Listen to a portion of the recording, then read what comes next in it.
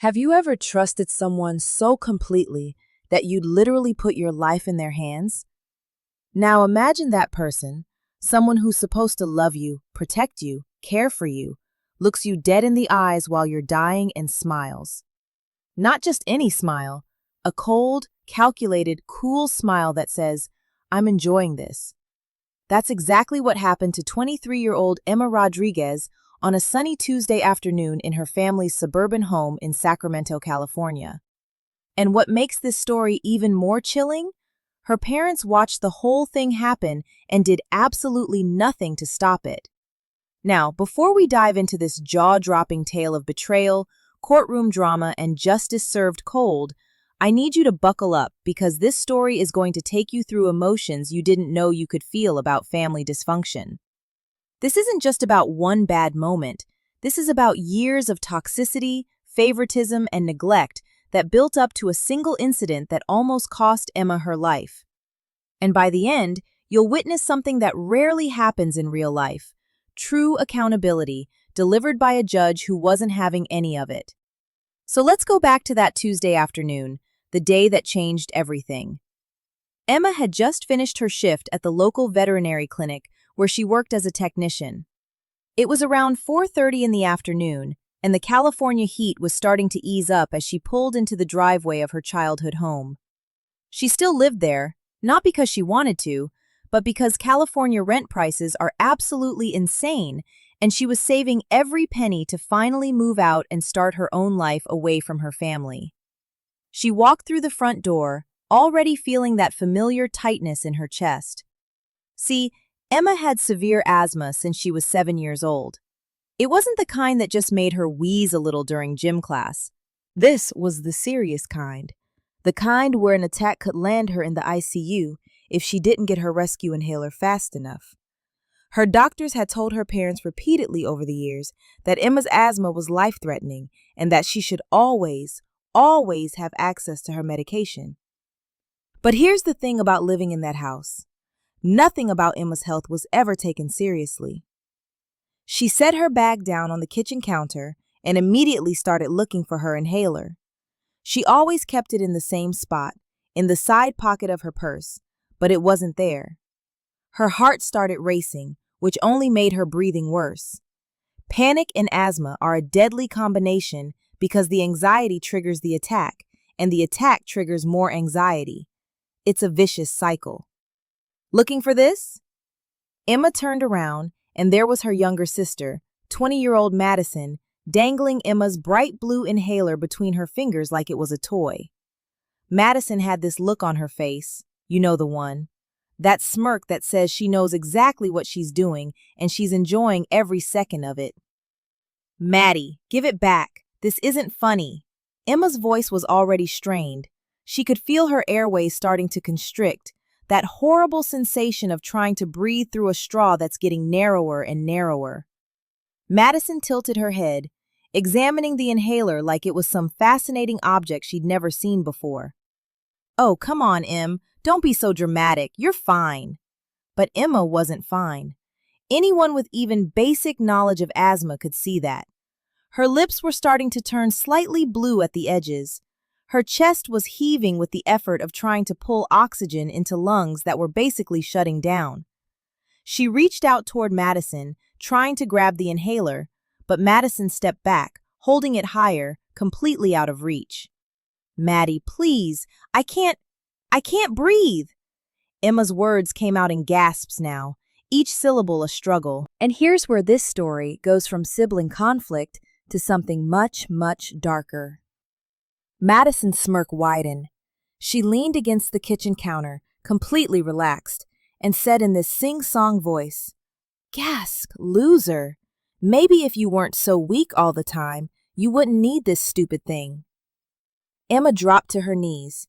Her vision was starting to blur at the edges, little black spots dancing in front of her eyes. This was bad. This was really bad. She'd had severe attacks before, but this one was coming on fast, and without her medication, she absolutely knew, that she could die right there on her family's kitchen floor. "Mom! Dad!" Emma tried to scream, but it came out as barely more than a whisper. Her hands were shaking as she pressed them against the cold tile floor, trying to stay conscious, trying to remember the breathing techniques her doctor had taught her.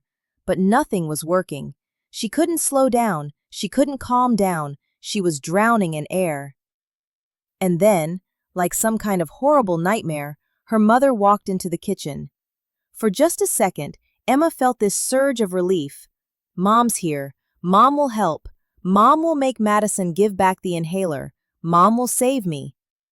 But her mother just stood there in the doorway, coffee mug in hand, and looked at the scene like it was mildly inconvenient, like Emma was a stain on the carpet she'd have to clean up later. "Madison, what's going on?" her mother asked, not with concern, but with annoyance. "Emma's being dramatic again," Madison said, still holding the inhaler above her head. "She's always exaggerating her asthma for attention." Emma looked up at her mother with pleading eyes, unable to form words anymore. She was making this horrible wheezing sound with each attempted breath, a sound that medical professionals call stridor, and it means your airway is almost completely closed. Her mother sighed, actually sighed. "Emma, just calm down. You're making this worse by panicking. Can you imagine? Can you actually imagine watching your daughter suffocating on the ground and telling her to calm down? But it gets worse." Emma's father walked in next, drawn by the commotion. Surely, Emma thought, through her oxygen-deprived brain, surely Dad will do something. But her father just stood next to her mother, arms crossed, looking at Emma with this expression of disappointment. Not concern, disappointment. "This is ridiculous," he said. "Madison, just give her the damn inhaler so she'll stop making a scene." Notice he didn't say, "Give her the inhaler because she's dying." He said, "Give it to her so she'll stop making a scene." Like Emma's fight for her life was nothing more than an inconvenience, an embarrassing public display that reflected badly on them. But Madison didn't move. She stood there, looking at her parents, at Emma gasping on the floor, and she smiled. She actually smiled. "I think she can wait a little longer," Madison said. And her parents? They did nothing. They stood there and watched. Emma's vision was going dark now. She was on her hands and knees, her whole body convulsing with the effort to breathe. She could hear her own heartbeat pounding in her ears, way too fast, irregular.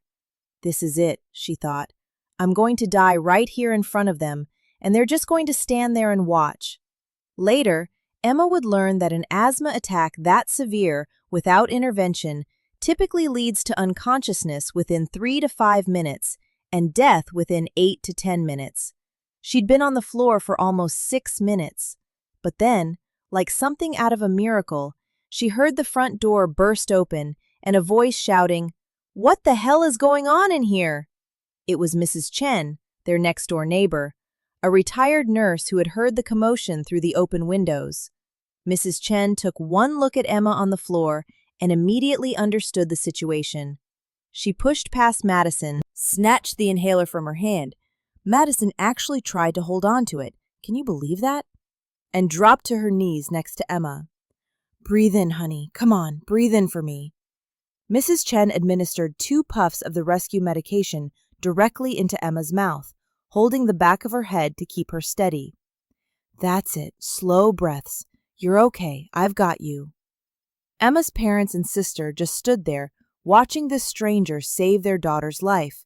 They didn't help. They didn't apologize. They just looked annoyed that someone had interfered. The medication started to work, slowly, painfully slowly. Emma could feel her airways beginning to open just a tiny bit, enough to get some actual oxygen into her lungs. But she was still in critical condition. Her oxygen saturation was dangerously low, and she needed more help than a rescue inhaler could provide. Mrs. Chen pulled out her phone and dialed 911 without hesitation. "Don't bother," Emma's mother said. "She's fine now. She doesn't need an ambulance." Mrs. Chen looked at Emma's mother with an expression of pure disgust. "This young woman nearly died because your family decided to play games with her medication. I'm a nurse, and I'm telling you, she needs to go to the hospital right now. Her lips are still blue. Her oxygen saturation is in the toilet, and she could have a secondary attack or complications. So yes, I'm calling an ambulance, and if you have a problem with that, you can take it up with the paramedics." And just like that, Mrs. Chen became Emma's hero. A neighbor she barely knew cared more about her life than her own family did. The paramedics arrived 7 minutes later, and by that time, Emma was conscious but weak, still struggling to breathe properly despite the inhaler. They immediately put her on supplemental oxygen and started asking questions about what happened. Mrs. Chen explained everything, while Emma's parents tried to downplay the situation, saying it was just a misunderstanding, that Emma's asthma wasn't that serious, that she was probably overreacting. But the paramedics weren't buying it. They'd seen too many severe asthma cases to be fooled by parents trying to cover their asses. One of the paramedics, a middle-aged man with kind eyes, leaned down close to Emma and said quietly, "You're safe now. We're going to take care of you, and we're going to document everything that happened here today. Everything." That one word, everything, sent a chill through the room. Emma's parents exchanged a worried glance. Madison suddenly looked less smug and more nervous, because documenting everything meant this wasn't just going to disappear. This wasn't just going to be another family secret swept under the rug. As the paramedics loaded Emma onto the stretcher and wheeled her toward the ambulance, she looked back at her family standing in the doorway. Her mother's arms were crossed defensively. Her father looked irritated, like this whole thing was a massive inconvenience. And Madison? Madison was staring at the floor, no longer smirking, finally starting to realize that maybe, just maybe, she'd gone too far this time. But Emma wasn't thinking about them in that moment. She was thinking about how close she'd come to dying, how her own family had stood there and let it happen, and how if Mrs. Chen hadn't burst through that door, she'd probably be dead right now. That was the moment Emma realized the truth she'd been avoiding her whole life. Her family didn't love her. They might have claimed they did, might have gone through the motions of family dinners and birthday cards, but when it actually mattered, when her life was literally on the line, they chose cruelty over compassion. They chose Madison over Emma, just like they always had. And that realization, as painful as it was also strangely freeing. Because once you accept that someone doesn't love you the way you deserve to be loved, you can stop trying to earn that love. You can stop making excuses for them. You can stop sacrificing yourself on the altar of family loyalty. Emma decided right there, in the back of that ambulance, with an oxygen mask on her face and her lungs still burning, that things were about to change. Because this wasn't just another incident she could brush off or forgive. This was attempted murder. Maybe not legally, maybe not technically, but morally, absolutely. And unlike all the other times she'd swallowed her hurt and accepted her family's mistreatment, this time, Emma was going to do something about it. But to understand how things got this bad, we need to go back, way back, to when Emma was just a little girl who still believed her parents loved her equally, who still thought that maybe if she was just good enough, just quiet enough, just less of a burden, they'd finally see her. Emma was 5 years old when Madison was born, and from the moment her baby sister came home from the hospital, everything changed. Not in the normal way that things change when a new baby arrives, where the older sibling gets a little less attention for a while, but it eventually evens out. No, this was different. This was permanent. Madison was what people called a miracle baby. Emma's mother had been told after having Emma that she probably couldn't have more children due to complications during the pregnancy. So when Madison came along 5 years later, unexpected and unplanned, she was treated like an absolute gift from the heavens, the golden child, the precious miracle, the favorite. And Emma? Emma became invisible. It started small. Emma's preschool artwork that used to go on the fridge got replaced with ultrasound pictures of Madison. Emma's bedtime stories got shorter and shorter because Mom was too tired from taking care of the baby. Emma's requests for help with homework or someone to watch her school play were met with, "Not now, honey. Madison needs me." Young Emma tried to understand. She really did. She'd nod and say, "Okay, Mommy," and go to her room alone, teaching herself to read from the books her grandmother had bought her, learning early that her needs would always come second. When Emma was 7, she had her first serious asthma attack. It happened at school during recess, triggered by the heavy pollen count that spring day. She remembers the school nurse calling her parents, remembers the fear in the nurse's voice as she described how Emma had collapsed on the playground, unable to breathe. Her father showed up an hour later. An hour. The school was 15 minutes away. He'd stopped to drop Madison off at a friend's house first because he didn't want to bring a toddler to the emergency room. "Why didn't you just bring her?"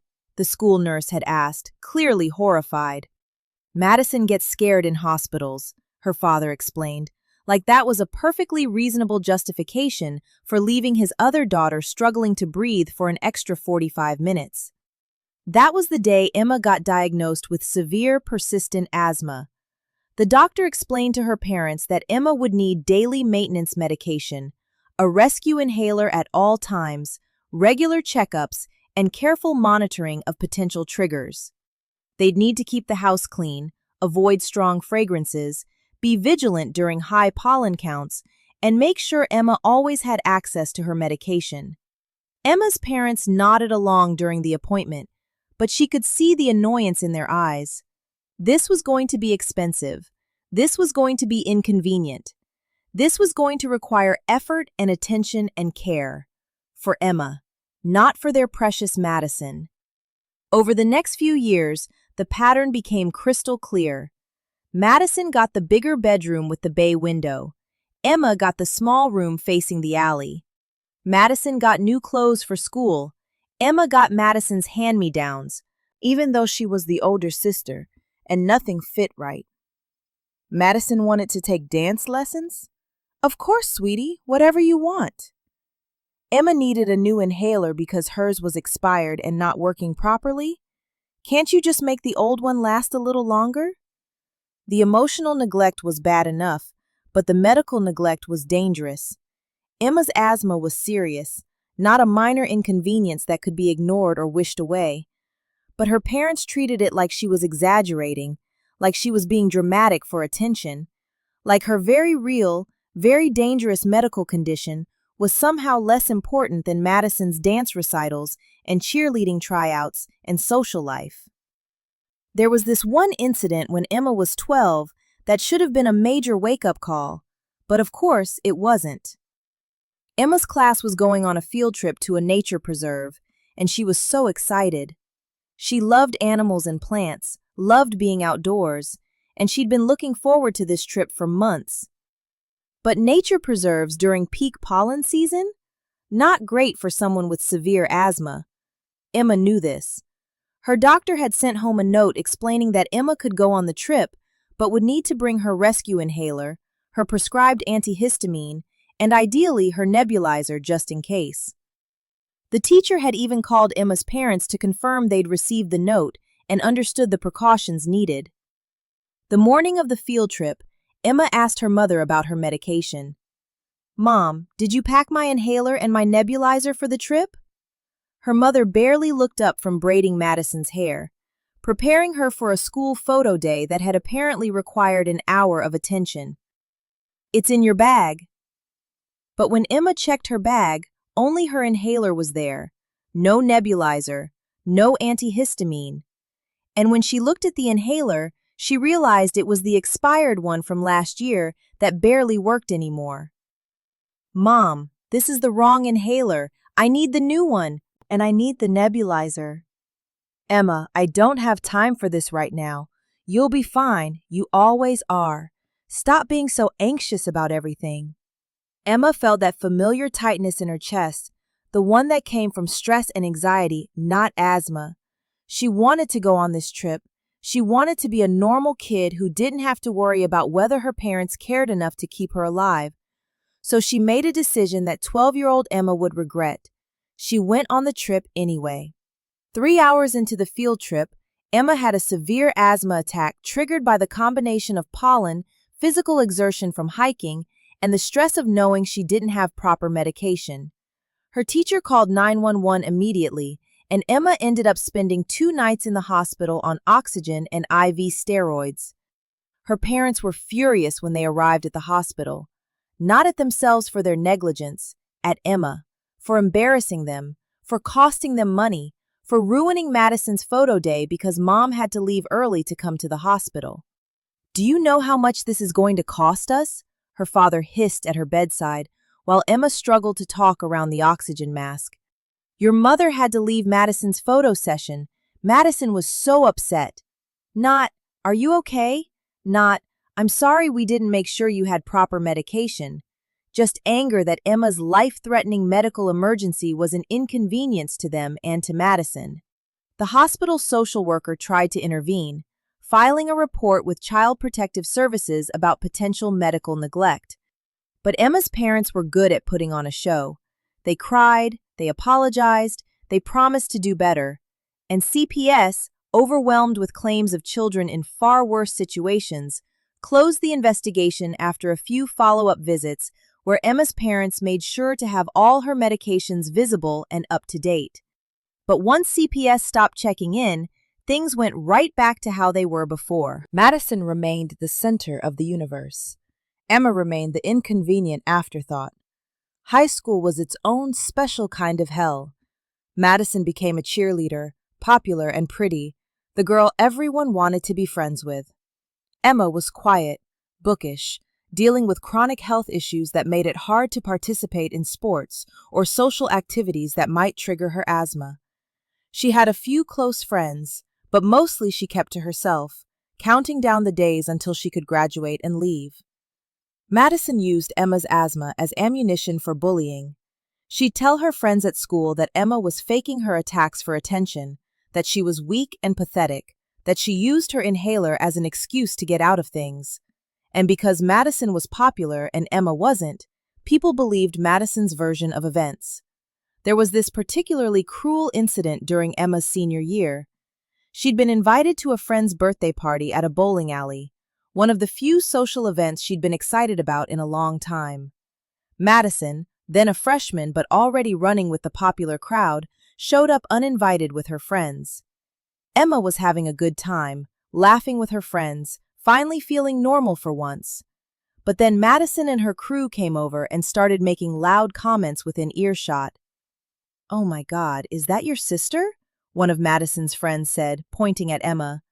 "The one who's always, like, dying?" Madison laughed. "Yeah, that's her. Major drama queen. Watch, she'll probably fake an asthma attack before the night's over, just to get attention." Emma tried to ignore them, but the comments stung, especially because Madison knew, she knew, that Emma's asthma was real and serious. Later that night, the bowling alley's smoke machine for the disco bowl session triggered Emma's asthma.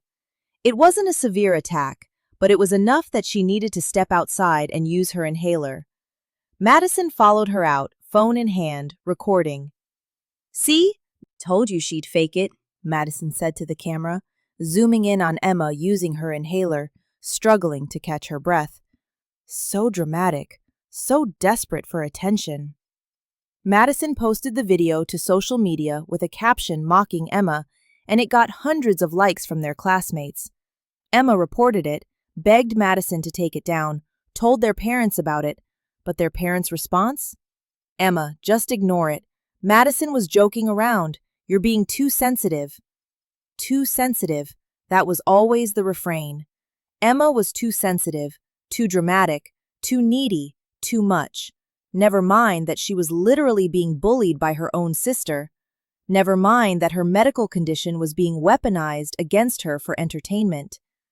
Emma stopped going to social events after that. She stopped trying to have a normal teenage life. She focused on her grades, got into a decent state university, and planned her escape. But college didn't go as planned. Emma's father made it very clear. If she wanted college money, she'd stay local and live at home. They weren't going to pay for dorms or out-of-state tuition when there was a perfectly good university 20 minutes away. The real reason, of course, was that they wanted Emma around to help with household chores and to babysit Madison while they went out. So Emma stayed. She commuted to Sacramento State University, worked part-time at the vet clinic to save money, and put up with her family because she had no other choice. She kept telling herself it was temporary, just until she saved enough to move out, just until she finished her degree, just until she could afford to leave. But just until turned into years. Because every time Emma saved up enough money for a deposit on an apartment, something would happen. Her car would break down and she'd need expensive repairs. Her parents would guilt her into paying for some of Madison's expenses because family helps family. Her medical bills from her asthma would pile up because her parents' insurance had high deductibles and they refused to help pay them. By the time Emma was 23, she'd completed her bachelor's degree in biology, was working full-time as a veterinary technician, and was still living in that same small room in her childhood home, watching Madison get everything handed to her while Emma got nothing but criticism and neglect. Madison had just finished her sophomore year at a private liberal arts college, fully funded by their parents, of course, living in a nice apartment near campus, with a new car and a generous monthly allowance. Meanwhile, Emma was driving a 15-year-old Honda Civic and buying her own groceries because her parents said if she wanted fancy food, like fresh vegetables and protein for her restrictive diet due to food triggers for her asthma, she could pay for it herself. The favoritism wasn't even subtle anymore. It was blatant, shameless, undeniable. And Emma had spent 18 years making excuses for it, convincing herself that maybe they did love her deep down. Maybe they just didn't know how to show it. Maybe she was expecting too much. But that Tuesday afternoon in the kitchen, when Madison held Emma's inhaler out of reach and their parents watched her suffocate, Emma finally saw the truth she'd been avoiding her whole life. This wasn't love. This wasn't even basic human decency. This was cruelty, plain and simple. And she'd tolerated it for far too long. The emergency room at Mercy General Hospital was busy that Tuesday evening, but Emma's case got priority because she arrived by ambulance with critically low oxygen saturation. The ER doctor, a no-nonsense woman in her 40s named Dr. Patricia Webb, took one look at Emma's chart and the paramedics' notes, and her expression darkened. Delayed administration of rescue medication during a severe asthma attack? Dr. Webb looked up from the tablet, her eyes sharp. How delayed are we talking?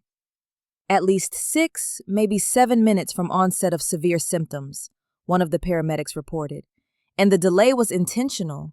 Family member was holding the inhaler out of reach while the patient was actively having the attack. Parents were present and did not intervene. Neighbor had to break into the house to administer the medication. Dr. Webb's jaw tightened. In her 20 years of emergency medicine, she'd seen a lot of disturbing things, but medical neglect within families always hit her the hardest. Thank you. I'll take it from here. She turned to Emma, who was still on supplemental oxygen, her face pale, her body exhausted from the trauma of nearly suffocating to death. Emma, I'm Dr. Webb. You're safe now, okay? We're going to take excellent care of you. Can you tell me what happened? Emma's eyes filled with tears. There was something about being asked that question with genuine concern by someone who actually cared about the answer that broke through all the walls she'd built up over the years. She told Dr. Webb everything, not just about today, but about years of medical neglect, about expired inhalers and missed appointments, about her parents treating her asthma like an inconvenience rather than a life-threatening condition. Dr. Webb listened to every word, and with each detail, her expression grew more concerned. When Emma finished, Dr. Webb squeezed her hand gently and said, Emma, what happened to you today wasn't just cruel, it was criminal. You understand that, right? Intentionally withholding life-saving medication from someone having a medical emergency, that's assault. And your parents failing to intervene? That could be considered neglect, possibly even complicity. Emma blinked. She'd been so focused on surviving, on processing the emotional betrayal, that she hadn't even considered the legal implications. I didn't think of it that way. Well, you should, Dr. Webb said firmly but kindly, because what they did to you could have killed you. You came very close to respiratory failure. Another few minutes without your inhaler, and we'd be having a very different conversation right now. Or we wouldn't be having one at all. Those words hit Emma like a freight train. She could have died.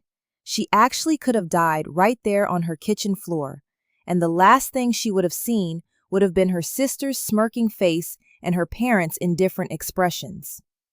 Dr. Webb ordered a full workup, chest x-rays, blood gases, pulmonary function tests, the works. She also called in a social worker and asked Emma's permission to document the incident thoroughly, including photographs of Emma's condition and detailed notes about the circumstances. I'm required by law to report suspected abuse and neglect, Dr. Webb explained. But I also want to make sure you have all the documentation you need if you decide to take legal action. What happened to you was wrong, Emma, and you deserve justice. While Emma was undergoing tests, her parents showed up at the hospital, not because they were worried, but because they wanted to control the narrative. Emma could hear her mother's voice in the hallway, loud and indignant, demanding to see her daughter. I'm her mother. You can't keep me from seeing her. But Dr. Webb wasn't having any of it. She stepped into the hallway, and Emma could hear her calm, authoritative voice. Your daughter is an adult and has the right to refuse visitors. She's asked that you not be allowed in her room at this time.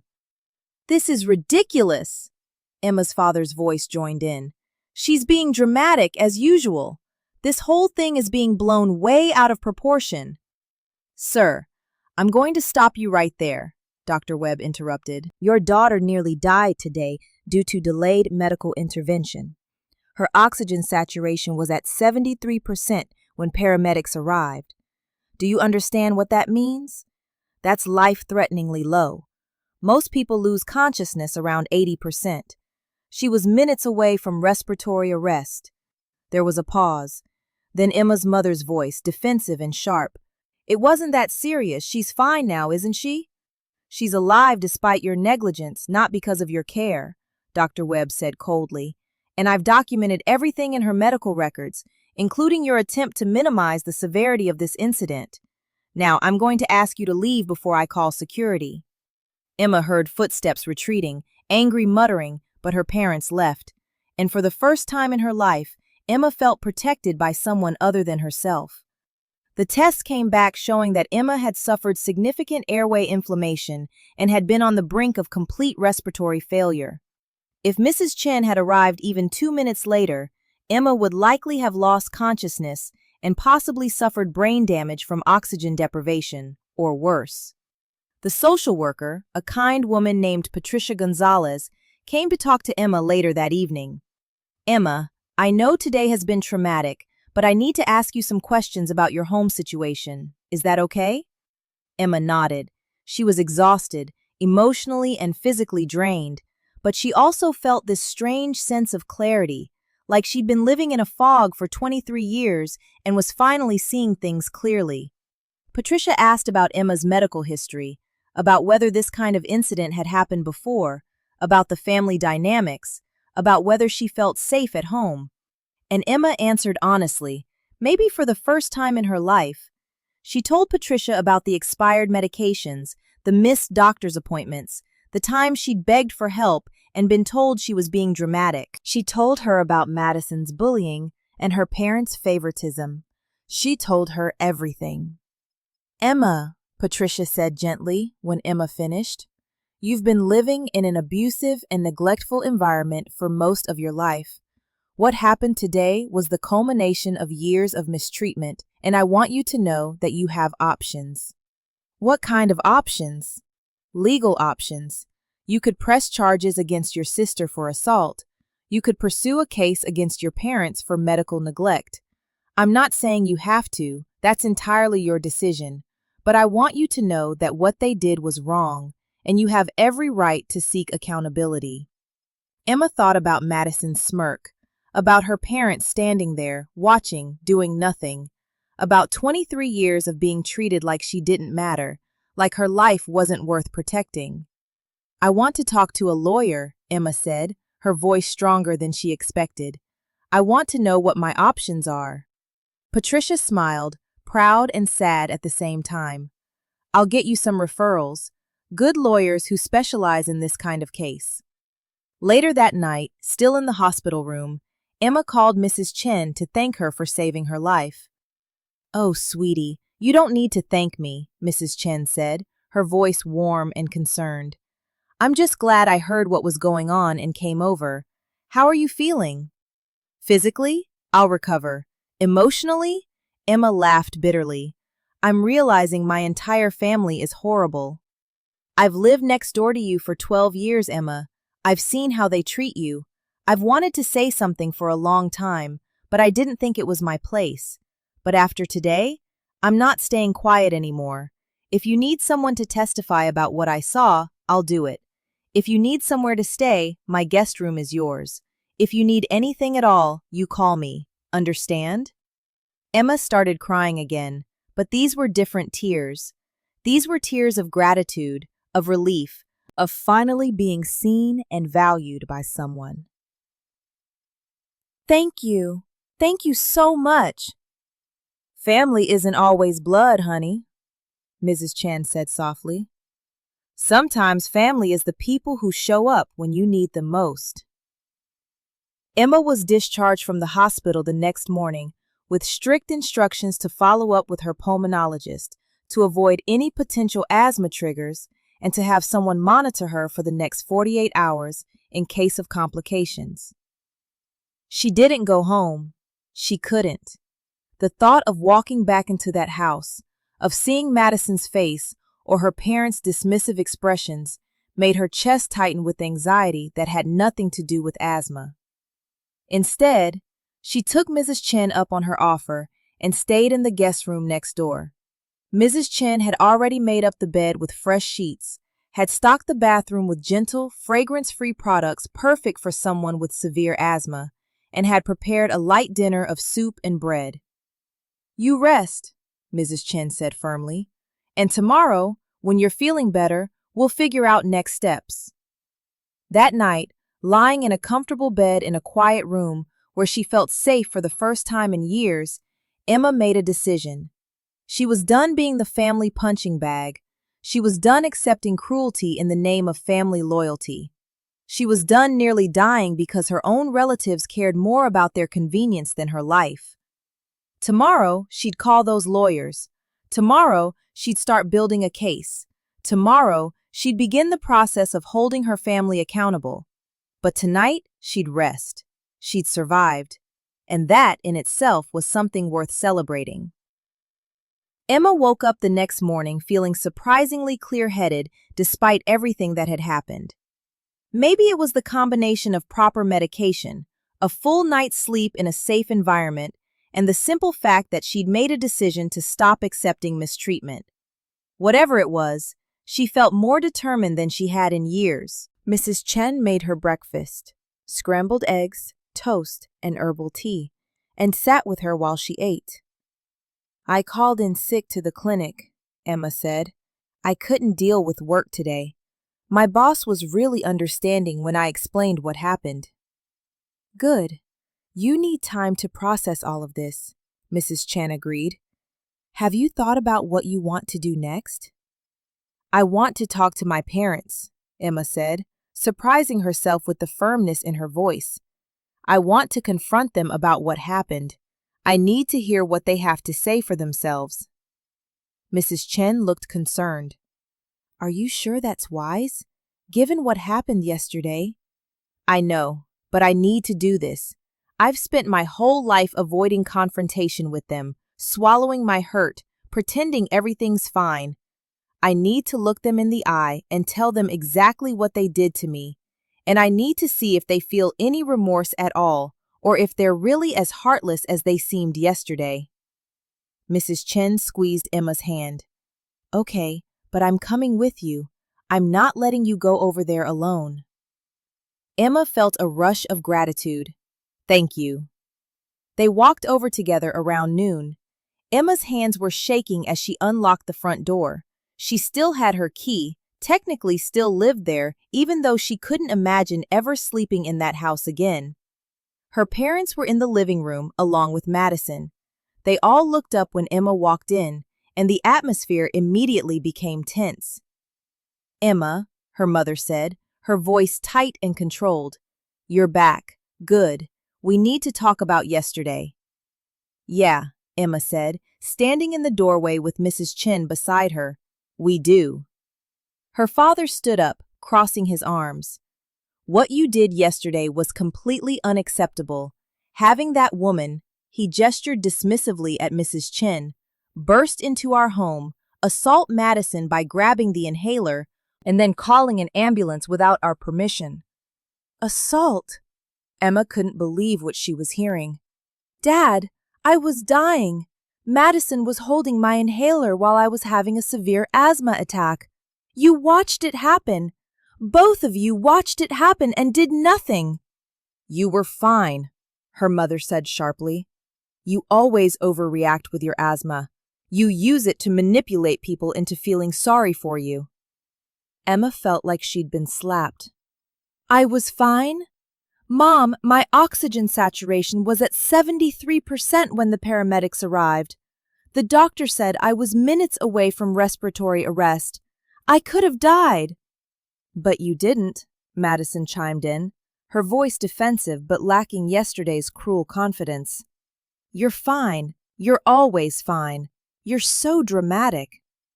"No," Mrs. Chen spoke up, her voice sharp and authoritative in that way only nurses can manage. "She's not always fine. She survived yesterday despite your cruelty, not because of it. I'm a retired emergency room nurse, and I've seen patients die from asthma attacks less severe than what Emma suffered yesterday. What you did was criminal. All of you." "How dare you come into our home and accuse us?" Emma's father started, his face reddening with anger. "I dare because someone has to," Mrs. Chen shot back. "I've lived next door to you for over a decade, and I've watched you neglect and mistreat this young woman her entire life. Yesterday was just the worst example of an ongoing pattern of abuse." "Abuse?" Emma's mother laughed, actually laughed. "That's absurd. We've provided for Emma, given her a home, supported her." "You've done the bare minimum required by law," Emma interrupted, finding her voice. "You fed me and gave me a roof over my head, but you never loved me, not the way you love Madison. You treated my life-threatening medical condition like an inconvenience. You mocked me, neglected me, allowed Madison to bully me. And yesterday, you stood there and watched while I suffocated on the floor, and you did nothing." "Because you were being dramatic," Madison shouted, standing up now. "You're always making everything about you and your stupid asthma. I'm so sick of it. Sick of you getting attention for being weak and pathetic." "Attention?" Emma stared at her sister in disbelief. "Madison, you've gotten everything our entire lives.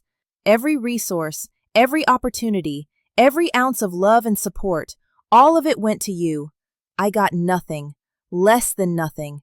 I got expired medications and hand-me-down clothes and criticism for daring to have a medical condition I can't control." "That's not true," her mother said, but her voice wavered slightly. "We treated you both equally." "Stop lying!" Emma's voice cracked. "Just stop. I came here hoping you'd feel some remorse, some guilt, some acknowledgement of what you did. But you don't, do you? You actually believe you did nothing wrong. You think I deserved what happened to me yesterday." The silence that followed was deafening. Her parents exchanged glances but said nothing, and that nothing spoke volumes. "The doctor asked me yesterday if I felt safe living here," Emma continued, her voice calmer now, resigned. "I told her no. The social worker asked me if this was the first time something like this had happened. I told her about all the other times, about the expired medications, the missed appointments, the medical neglect, about Madison's bullying and your favoritism. I told them everything." Her father's expression changed from anger to alarm. Emma, you had no right. I had every right. It's my life we're talking about, my medical history, my trauma, and I'm done protecting you from the consequences of your own actions. What does that mean? Her mother asked, her voice suddenly worried. Emma took a deep breath. It means I've contacted lawyers. I'm exploring my legal options. What Madison did yesterday was assault. What you did, standing there and letting it happen, that's potentially criminal neglect. And I'm not going to just let this go. Madison's face went pale. You're going to sue us?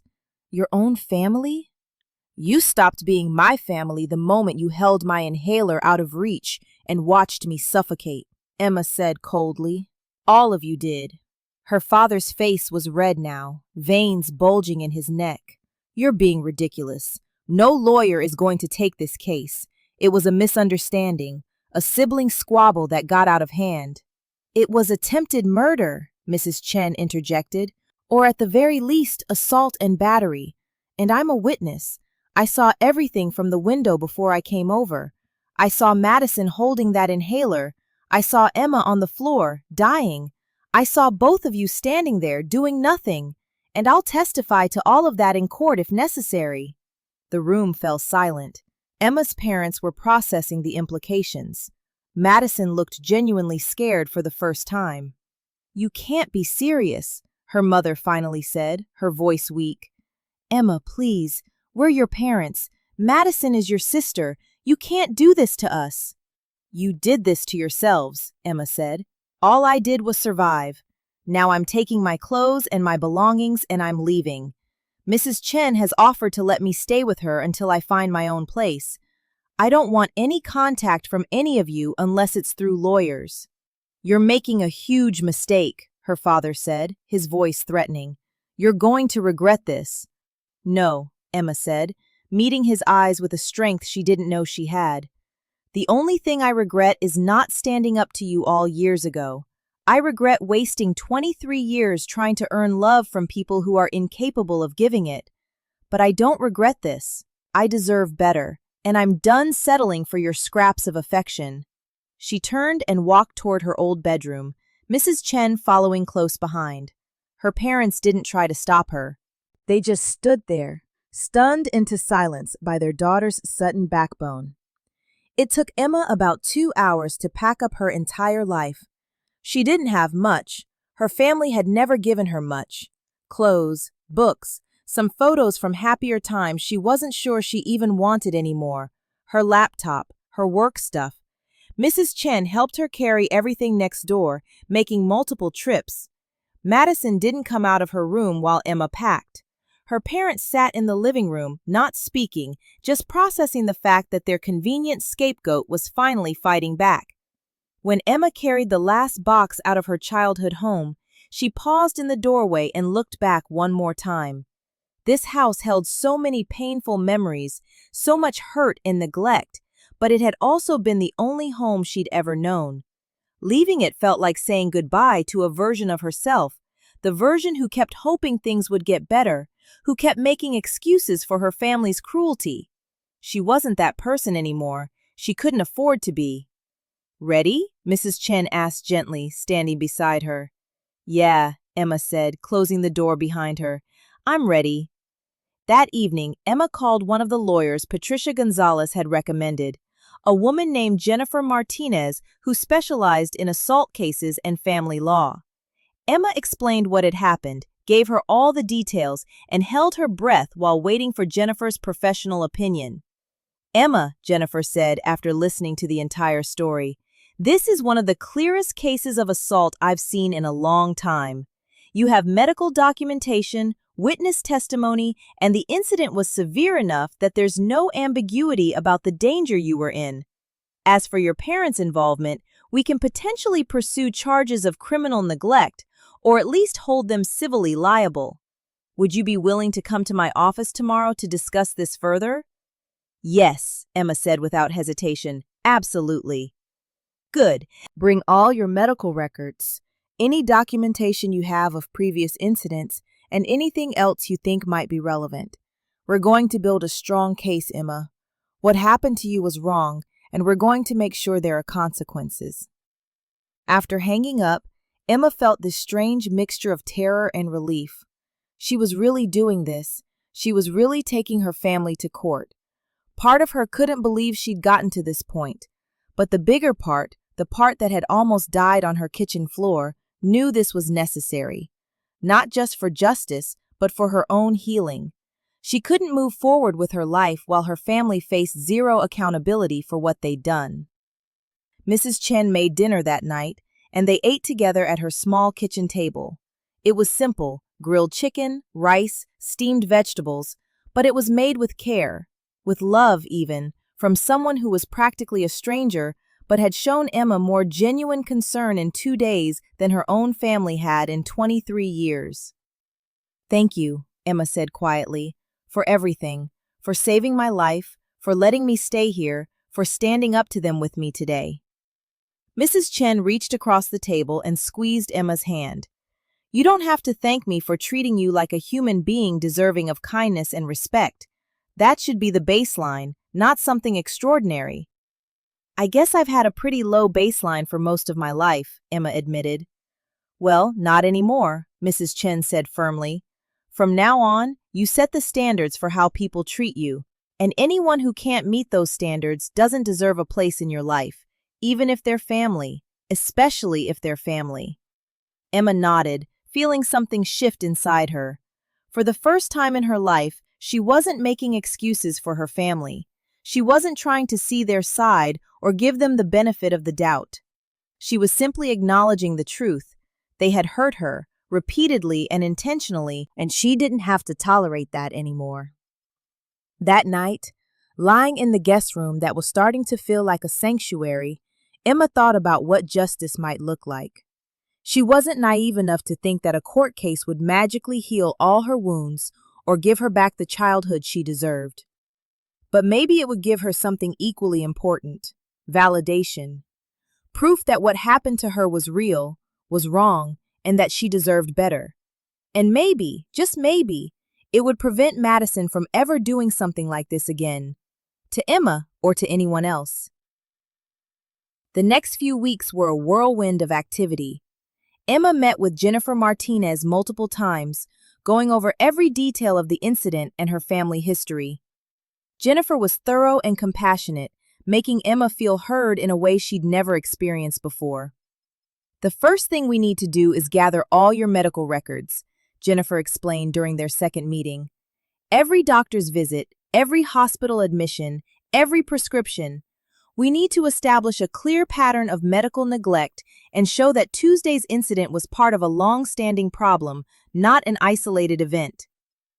Emma provided everything she could: years of medical records showing missed appointments, expired medications, documented concerns from doctors about her family's lack of compliance with treatment plans. There was even a note from when Emma was 14, where her pulmonologist had written, "Patient's asthma control is poor despite adequate treatment plan. Suspect poor medication adherence at home. Recommend family education about severity of condition." "This is excellent documentation," Jennifer said, reading through the files. "It shows a consistent pattern.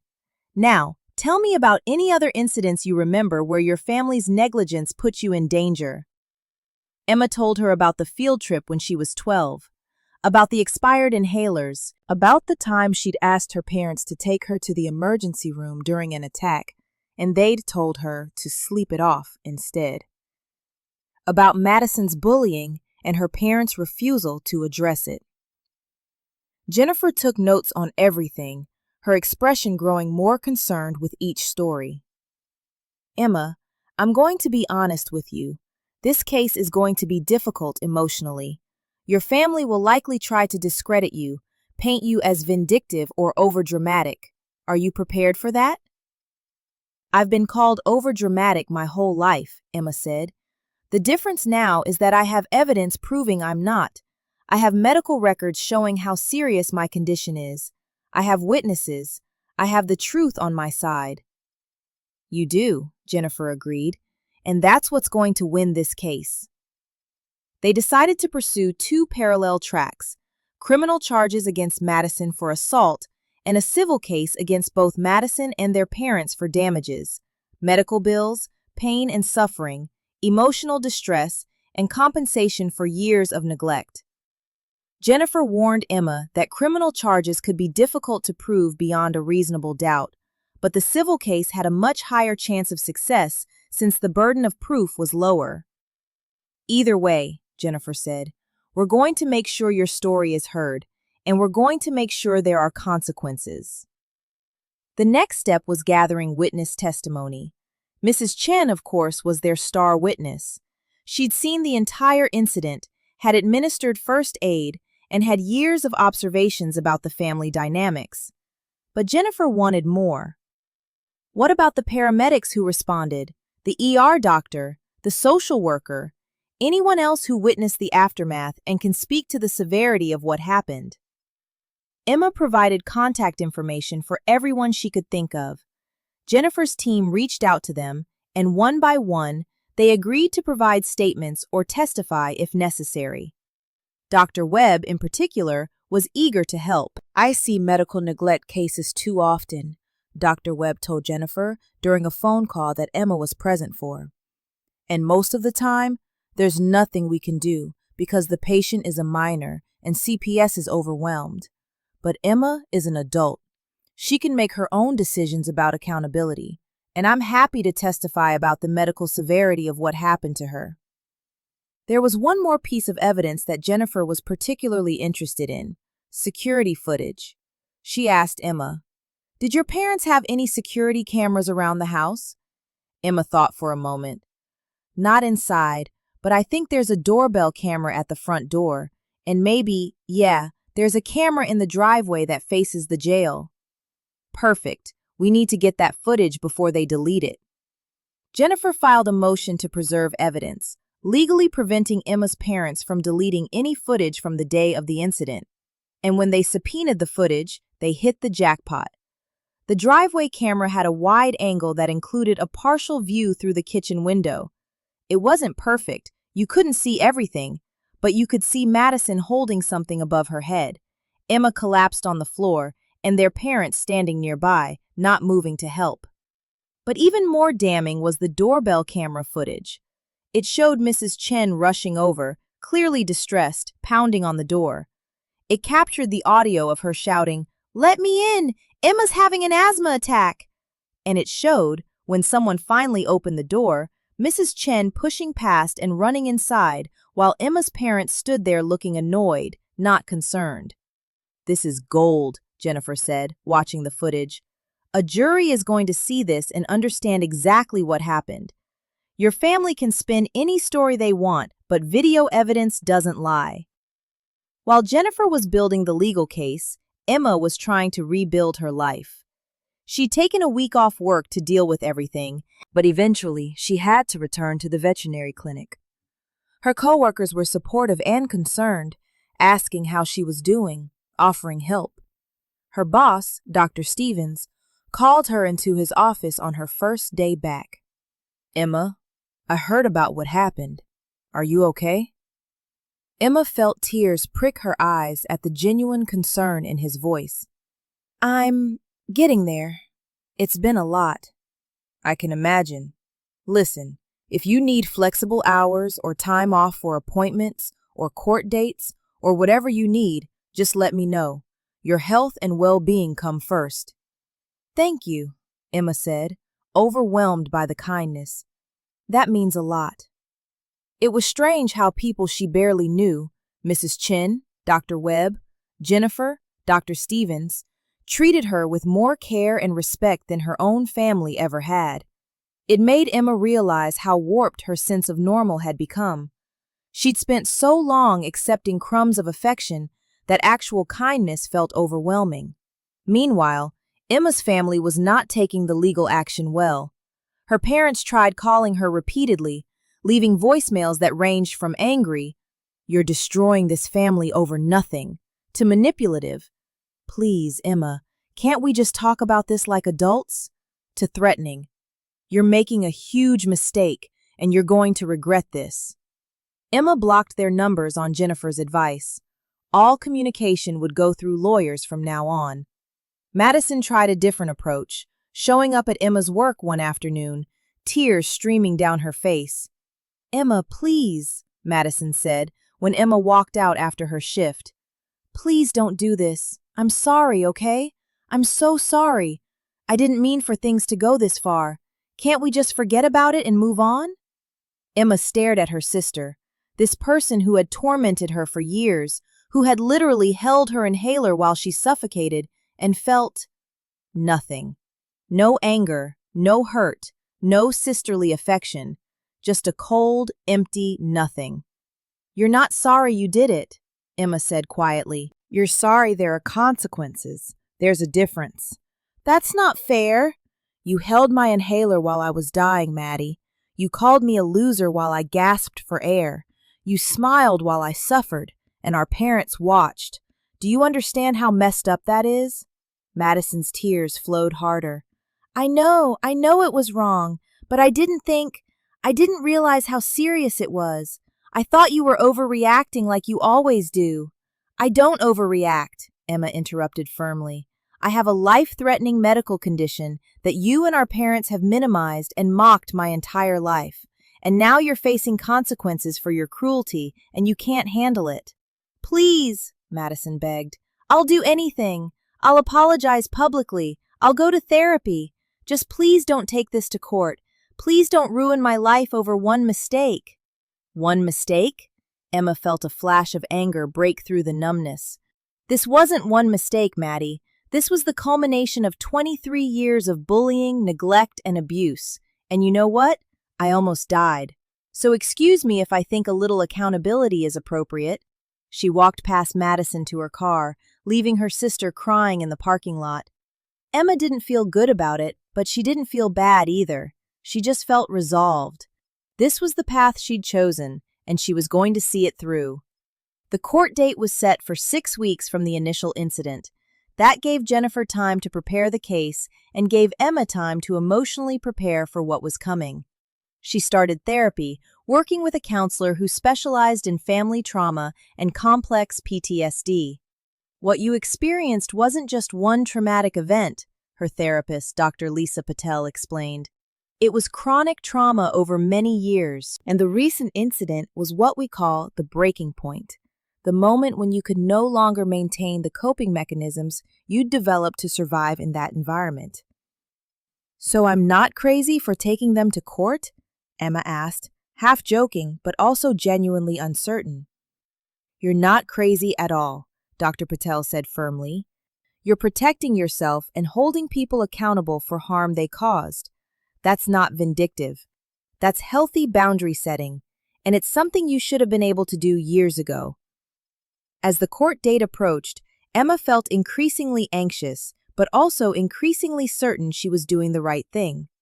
She'd spent her whole life being told she was too sensitive, too dramatic, too needy. But she wasn't. She was a person with a serious medical condition who deserved basic care and respect, and she'd been denied both. 3 days before the court date, Emma's parents made one final attempt to contact her. They showed up at Mrs. Chen's house, demanding to see Emma.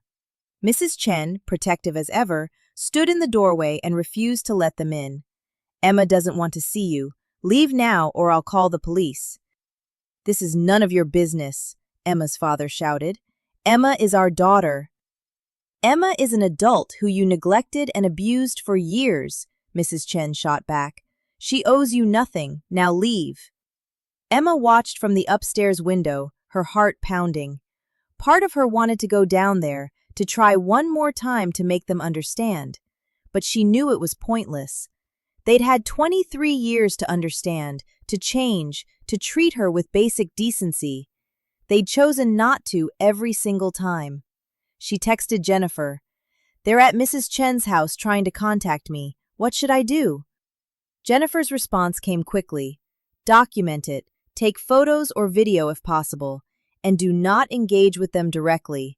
This could be useful in court to show harassment." So Emma recorded the interaction from the window, her parents arguing with Mrs. Chen, getting increasingly hostile, finally leaving when Mrs. Chen pulled out her phone to call the police. That night, Emma barely slept. Tomorrow was the day. Tomorrow, she'd face her family in court and tell her story to a judge. Tomorrow, there would finally be accountability. Or at least, that's what she hoped. The morning of the court hearing, Emma woke up at 5 a.m., her stomach in knots. She'd barely eaten anything in the past 2 days, too anxious to keep food down. Mrs. Chen made her toast and ginger tea, sitting with her at the kitchen table in comfortable silence. "You don't have to do this, you know," Mrs. Chen said gently. "If you've changed your mind, if it's too much—" "I haven't changed my mind," Emma said, her voice firm despite her shaking hands. "I need to do this, not just for me, but for anyone else who's been in a situation like mine. People need to know that family doesn't get a free pass to abuse you." Mrs. Chen smiled proudly. "You're very brave, Emma." "I don't feel brave. I feel terrified. Bravery isn't the absence of fear. It's doing what's right even when you're scared." They arrived at the courthouse at 8:30 for the 9 a.m. hearing. Jennifer met them in the lobby, looking professional and confident in her navy suit. "How are you feeling?" Jennifer asked Emma. "Honestly, like I might throw up." Jennifer smiled sympathetically. "That's normal, but remember, we have the truth on our side. We have evidence, we have witnesses, and we have a strong case. You've got this."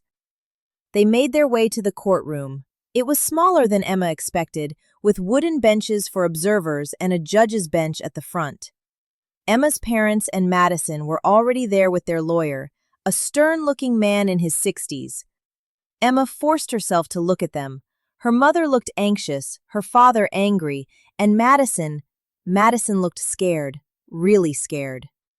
Like the reality of the situation was finally sinking in. Good, Emma thought. Maybe she should be scared. The judge entered and everyone stood. Judge Margaret Morrison was a woman in her late 50s with sharp eyes and a no-nonsense demeanor. She'd been a family court judge for over 20 years and had a reputation for being tough but fair. "Please be seated," Judge Morrison said, settling into her chair and reviewing the case file in front of her. "This is the case of Emma Rodriguez versus Madison Rodriguez, with additional claims against Robert and Patricia Rodriguez. Ms. Martinez, you're representing the plaintiff?" "Yes, Your Honor," Jennifer stood and said. "And Mr. Brennan, you're representing the defendants?" The defense lawyer stood. "Yes, Your Honor." "Very well. Ms. Martinez, please present your opening statement." Jennifer stood, and Emma felt her heart racing as her lawyer began to speak. "Your Honor, this case is about a young woman who nearly died because her own family chose cruelty over compassion. On Tuesday, June 15th, 23-year-old Emma Rodriguez suffered a severe, life-threatening asthma attack in her family home. Her younger sister, Madison Rodriguez, was holding Emma's rescue inhaler, her literal life-saving medication, out of reach while Emma collapsed on the floor, unable to breathe. Their parents, Robert and Patricia Rodriguez, witnessed this entire incident and did nothing to intervene. Jennifer let that sink in for a moment before continuing. Emma's oxygen saturation dropped to 73%, a level at which most people lose consciousness and which can rapidly lead to death or permanent brain damage. She was saved only because a neighbor, retired emergency room nurse Linda Chen, heard the commotion and broke into the house to administer the medication that Emma's own family refused to provide. Emma saw Judge Morrison's expression darken. "This wasn't an accident, Your Honor. This wasn't a misunderstanding.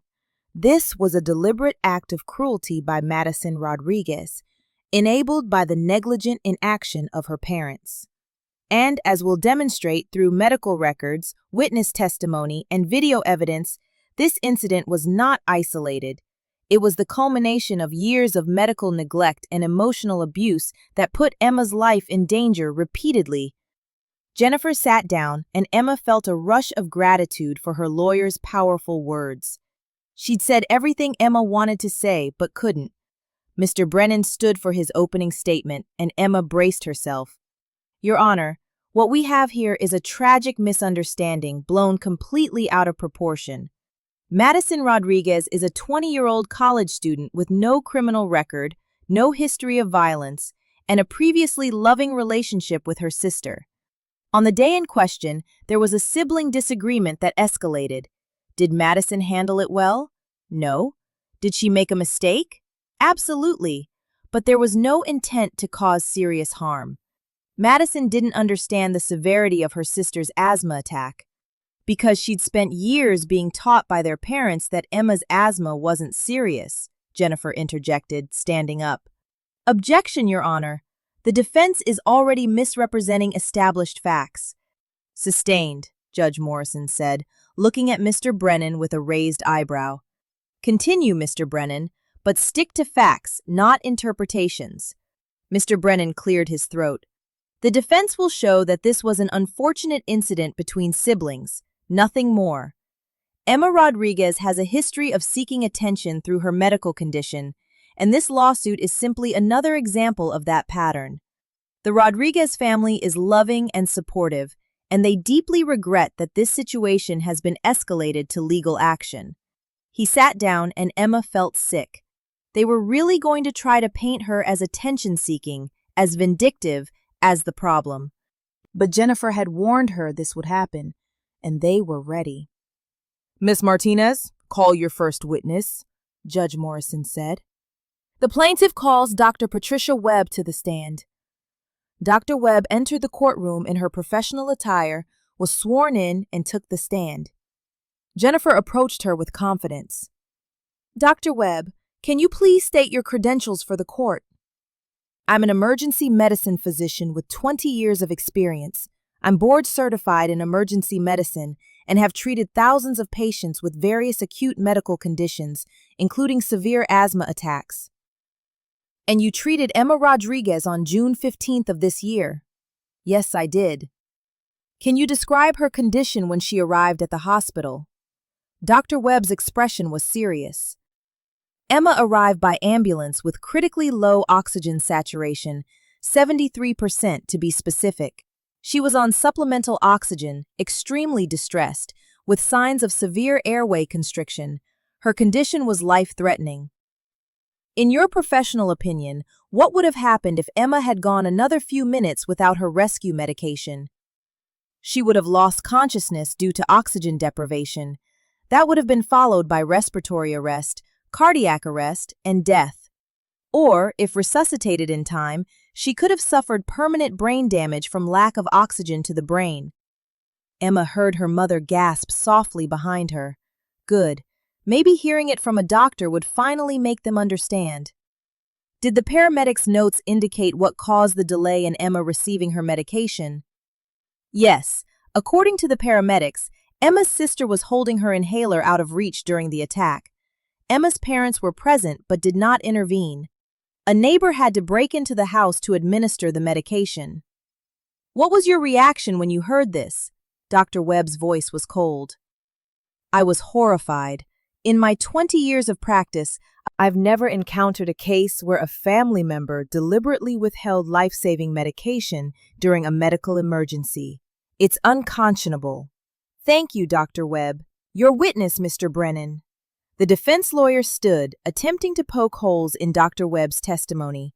Dr. Webb, isn't it true that asthma severity can be difficult to assess? That what looks like a severe attack might not be? In some cases, yes, Dr. Webb conceded. But Emma's case was unambiguous. Her oxygen saturation, her physical presentation, the documented timeline, all of it points to a life-threatening emergency. But she survived, didn't she? So clearly it wasn't that bad. She survived because intervention came in time, Dr. Webb interrupted firmly. If Mrs. Chen had arrived 2 minutes later, we'd be having a very different conversation, or we wouldn't be having one at all because Emma Rodriguez would be dead. Mr. Brennan had no response to that. He dismissed Dr. Webb, who left the stand with one last sympathetic look at Emma. The plaintiff calls Linda Chen to the stand. Mrs. Chen walked up confidently, was sworn in, and took her seat. Jennifer smiled warmly at her. Mrs. Chen, can you describe what you witnessed on June 15th? I was in my kitchen, which faces the Rodriguez house. I heard shouting and looked out the window. I could see into their kitchen and I saw Emma on the floor, clearly in distress. Madison was standing over her, holding something, which I later realized was Emma's inhaler, above her head, out of Emma's reach. Emma's parents were standing there, just watching. What did you do? I ran over immediately. I'm a retired emergency room nurse, and I recognized the signs of a severe asthma attack. I pounded on the door, shouting for them to let me in. When they finally opened the door, they looked annoyed, not concerned. I had to push past them to get to Emma. What was Emma's condition when you reached her? Mrs. Chun's voice wavered slightly with emotion. She was barely conscious. Her lips were blue. She was making this horrible wheezing sound, trying to breathe but not getting any air. I immediately grabbed the inhaler from Madison, and she actually tried to hold on to it. Can you imagine? And administered 2 puffs. Then I called 911 because I knew Emma needed more help than I could provide. How did Emma's family react while you were helping her? They stood there. They didn't help. They didn't call for help. Emma's mother actually told me not to call an ambulance, said Emma was fine, but Emma wasn't fine. She was dying. Jennifer paused to let that sink in. Mrs. Chen, you've lived next door to the Rodriguez family for 12 years. Have you observed their interactions with Emma over that time? Objection, Mr. Brennan stood. Relevance. Your Honor, this goes to establishing a pattern of neglect, Jennifer argued. I'll allow it, Judge Morrison said. Continue, Mrs. Chen.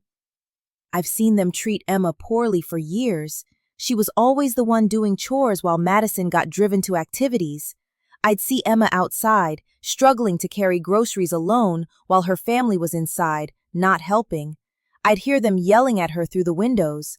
I saw Madison bully her, saw her parents ignore it. I wanted to say something, but I didn't think it was my place.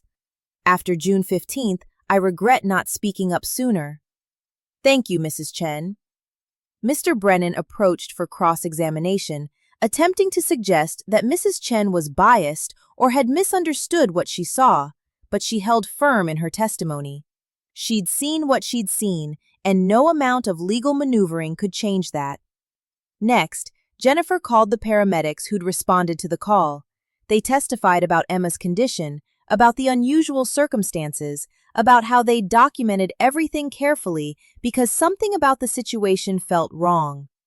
Then came Emma's turn to testify. Jennifer had prepared her for this, but nothing could fully prepare Emma for the experience of sitting in that witness stand, under oath, with her family staring at her from across the room. Emma, can you tell the court what happened on June 15th? Jennifer asked gently.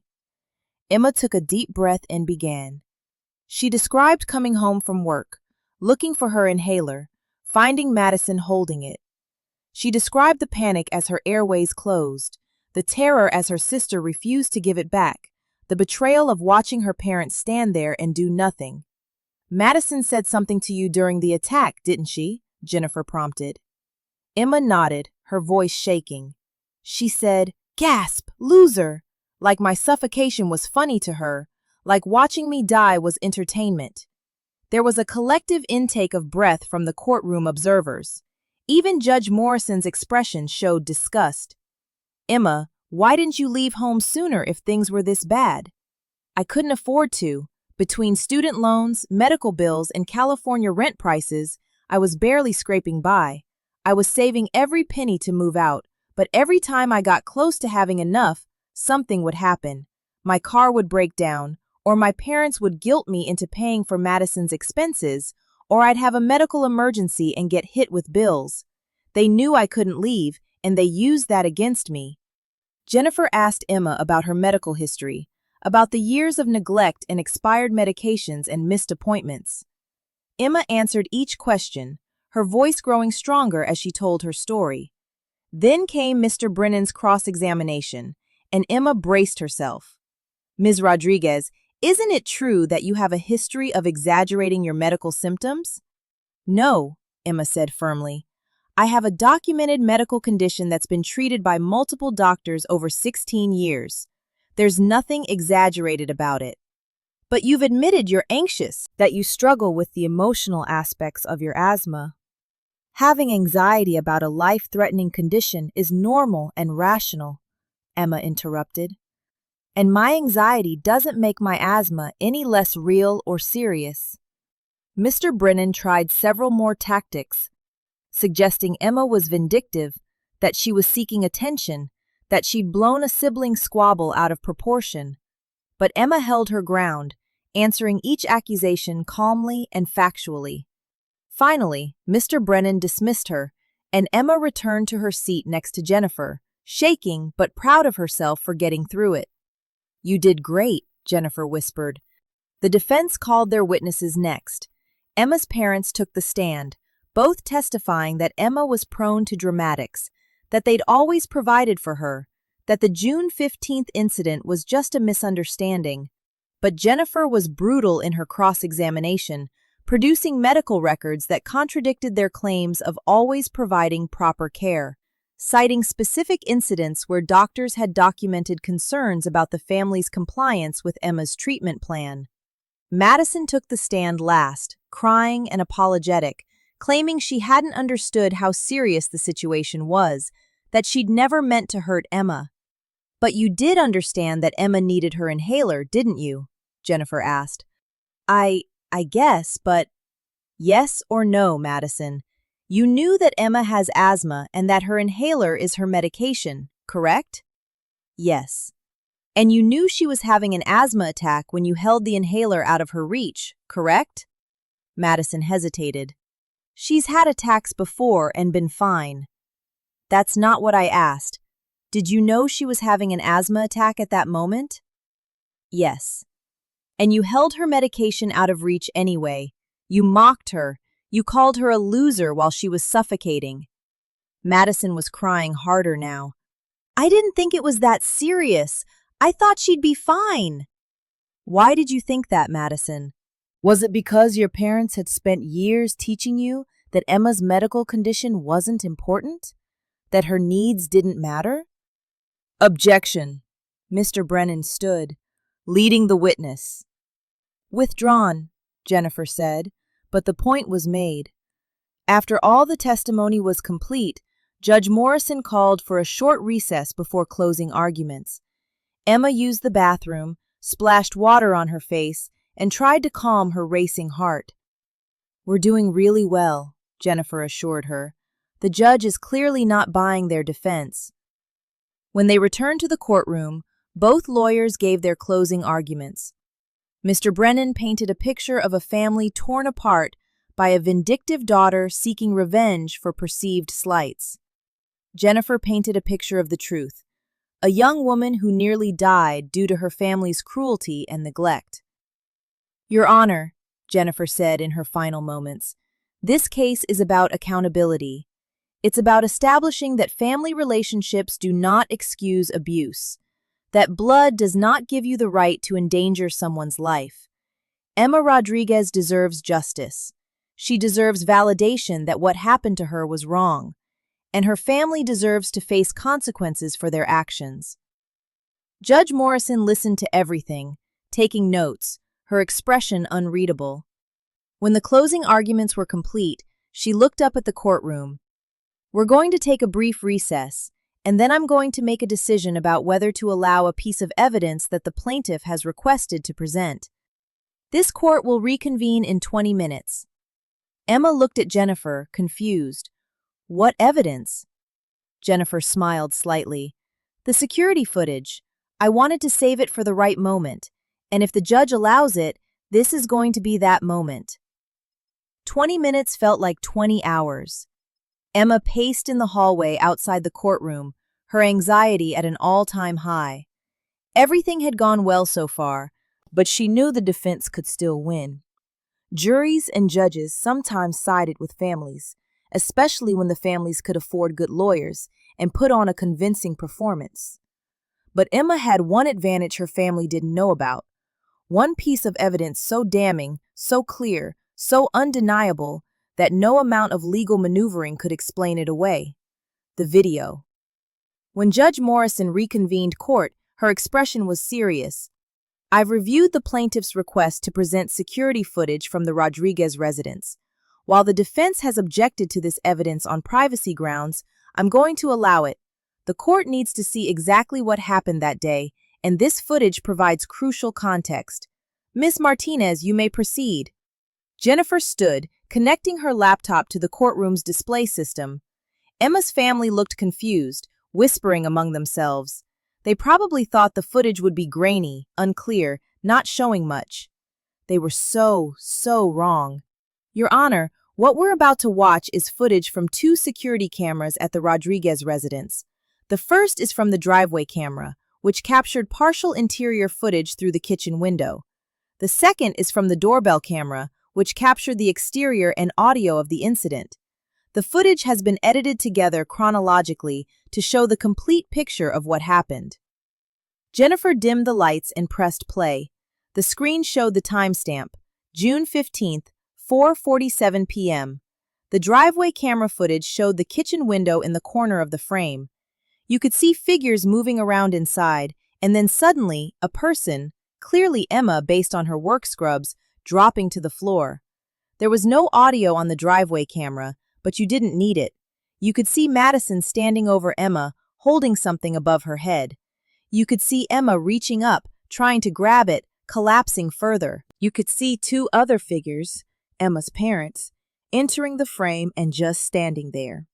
Not helping, not moving, just watching. The footage switched to the doorbell camera. Now there was audio, and what the courtroom heard made several observers gasp. You could hear muffled sounds from inside the house, and then clear as day, a voice, Madison's voice, saying through the open window, "Gasp, loser. Maybe if you weren't so weak all the time, you wouldn't need this stupid thing." Then the camera captured Mrs. Chin running up to the door, pounding on it frantically. "Let me in! Emma's having an asthma attack! Open the door!" Several long seconds passed. Mrs. Chin pounded again, her voice rising in panic. "She's dying! Open the damn door!" Finally, the door opened. Emma's mother stood there, and her expression on camera was chilling. Not panicked, not concerned, annoyed, like she'd been interrupted during something important and was being forced to deal with an inconvenient disturbance. "What's all the shouting about?" Emma's mother's voice came through the camera clearly. "Emma's having a severe asthma attack. Where's her inhaler?" "She's fine. She's just being dramatic." Mrs. Chin pushed past her, and the camera captured Emma's mother's irritated expression as she watched the neighbor rush inside. A few moments later, Emma's father appeared in the doorway, and his voice carried to the camera. "Was all that really necessary? You're making a scene in our neighborhood." The footage ended there, but the damage was done. The courtroom had seen and heard everything. There was no way to spin this, no way to claim misunderstanding, no way to deny what had happened. The lights came back on, and Emma looked at her family. Her mother's face was white. Her father looked furious. And Madison was trembling, her whole body shaking as the reality of what she'd done, and what everyone had just witnessed, crashed down on her. "No." Madison's voice was barely a whisper. "No, no, no." Judge Morrison's expression was ice cold. "Ms. Madison Rodriguez, I need you to stand." Madison stood on shaking legs, her lawyer having to support her elbow. "I have been a judge for 23 years, Judge Morrison said, her voice filled with controlled anger. "I have seen a lot of disturbing things in this courtroom, but what I just witnessed on that video is one of the most callous, cruel acts I have ever seen. You stood there, smirking, while your sister suffocated. You mocked her pain. You treated her life-threatening medical emergency as entertainment. And your parents," she turned her gaze to Emma's mother and father, "you stood there and let it happen." Madison was crying now, full-on sobbing, her carefully constructed facade of the innocent girl who made a mistake completely shattered. "I'm sorry," Madison choked out. "I'm sorry, I didn't mean—" "You didn't mean what?" Judge Morrison interrupted. "You didn't mean to hold the inhaler out of reach? You didn't mean to call your sister a loser while she was dying? Because that footage shows very clearly that you did exactly what you intended to do. The only thing you're sorry about is that you got caught, that there are consequences." Madison collapsed into her chair, her entire body convulsing with sobs. For the first time since this whole thing started, she looked genuinely remorseful. But Emma knew the truth. Madison wasn't sorry for what she'd done. She was sorry she'd been exposed, sorry that her cruelty had been captured on camera and displayed for the world to see. Judge Morrison turned to Emma's parents. "Mr. and Mrs. Rodriguez, I am appalled by your behavior. You witnessed your daughter suffering a life-threatening medical emergency, and you did nothing. You minimized her condition, you dismissed the neighbor who came to help, and you showed more concern about appearances than about your daughter's life. That is not parenting. That is negligence of the highest order." Emma's father tried to speak. "Your Honor, if we could just explain. There is no explanation that justifies what I saw on that video," Judge Morrison said sharply. "This court has heard enough testimony and seen enough evidence. I'm ready to render my decision." The courtroom fell silent. This was it. This was the moment Emma had been waiting for, working toward, hoping for, the moment of accountability. "In the matter of Emma Rodriguez versus Madison Rodriguez," Judge Morrison began, her voice formal and firm, "I find the defendant, Madison Rodriguez, guilty of assault. The evidence is overwhelming and undeniable. Ms. Rodriguez deliberately withheld life-saving medication from her sister during a medical emergency, putting Emma's life in serious danger. This was not a prank, not a misunderstanding, not a joke. This was a criminal act."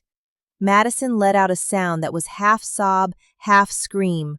Her lawyer put a hand on her shoulder, trying to quiet her, but she was beyond consolation. "Furthermore," Judge Morrison continued, "I find Robert and Patricia Rodriguez liable for negligence and medical neglect of their adult daughter. While Emma is no longer a minor, the pattern of neglect documented in this case, combined with their failure to intervene during a life-threatening emergency, demonstrates a level of parental failure that requires consequences."